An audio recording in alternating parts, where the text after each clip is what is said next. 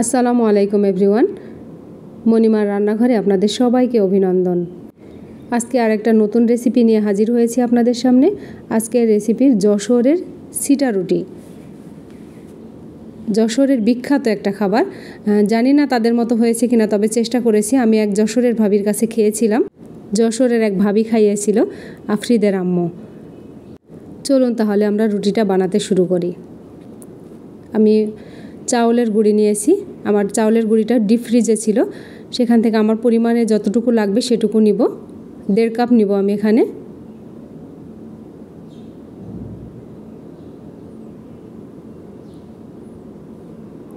স্বাদ অনুযায়ী লবণ দিব।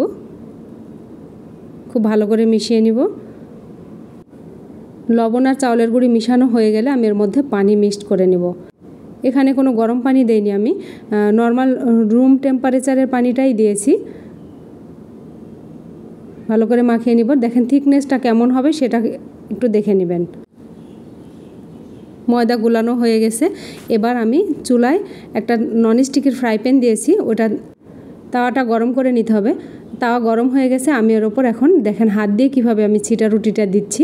এর জন্যই নাম হয়েছে ছিটা রুটি। হাত দিয়ে এভাবে দিতে হবে।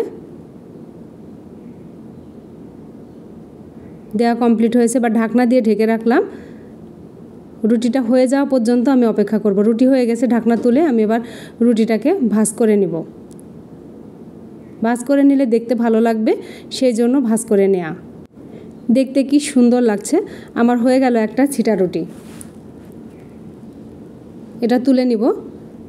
ফ্রাই প্যানটা একটু পরিষ্কার করে নিব। পরিষ্কার কাপড় দিয়ে এটা পরিষ্কার করে নেবেন। মুছে নিলেই হয়ে যাবে, যে যেভাবে দেয় আর কি। এবার আমি আরেকটু আলাদাভাবে দিয়ে দেখছি। দেখেন এভাবে দিলেও হয়। ময়দাটা আসলে হাত দিয়ে ছিটিয়ে দিলেই হলো।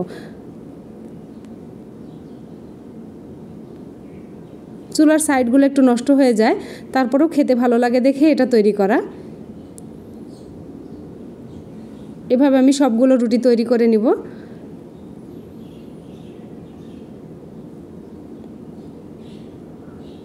রুটি হয়ে গেছে, এটাও তুলে নিব আমি এভাবে একইভাবে।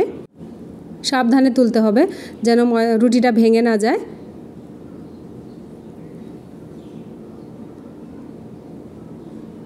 এভাবে আমি সবগুলো তৈরি করে নিব। সামনে কোরবানির ঈদ আসছে, মাংস দিয়ে এটা ভীষণ ভালো লাগে। মাংস রান্নাই থাকে, শুধু রুটিটা তৈরি করে নেবেন, ব্যাস হয়ে গেল। আর এটা তৈরি করতে খুব বেশি সময়ও ব্যয় করতে হয় না, খুব বেশি ঝামেলাও করতে হয় না। এই যে ঠিক একইভাবে আমি আরেকটা দিয়ে দিচ্ছি। আমি একটু শক্ত শক্ত পছন্দ করি দেখে আমি শুধু চাউলের গুঁড়া দিয়েছি। আপনারা এখানে চাইলে একটু ময়দা যোগ করতে পারেন, অথবা গরম পানিতে গুলতে পারেন, তাহলে ময়দাটা একটু নরম হবে বেশি। এটা হাঁসের মাংস দিয়ে খুব ভালো লাগে। আমি গরু মাংস দিয়ে করেছি, গরু মাংস দিয়ে খাবো আমরা। এভাবে সবগুলো আমি তৈরি করে নিয়ে ফিরে আসছি পরিবেশনের জন্য।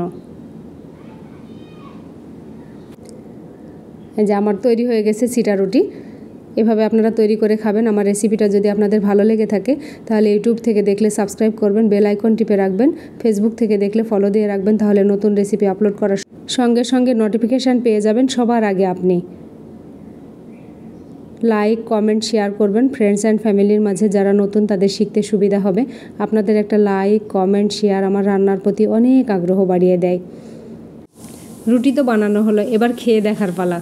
ঈদের সময় মেহমান আসলে মাংস রান্নাই থাকে, ঝটপট এই রুটিটা তৈরি করে সামনে দিলে আপনার সময় বাঁচবে, অনেক সময় বাঁচবে, আর মেহমান খেয়েও মজা পাবে। তাই এই ঈদে যেন আপনাদের প্রত্যেকের বাসায় এই আইটেমটা সাথে থাকে। আমি তো যখন তখন খাই। মাংস রান্নার থাকলেই দেখা যায় যে আমি এই রুটিটা তৈরি করে নিই। ভীষণ ভালো লাগে। এতক্ষণ মনিমার রান্নাঘর দেখার জন্য আপনাদের অনেক অনেক অনেক ধন্যবাদ জানাই। আগামী রেসিপি নিয়ে আসা পর্যন্ত আপনারা নিরাপদ ও সুস্থ সুন্দর থাকবেন। আমাদের জন্য দোয়া করবেন। আল্লাহ হাফেজ।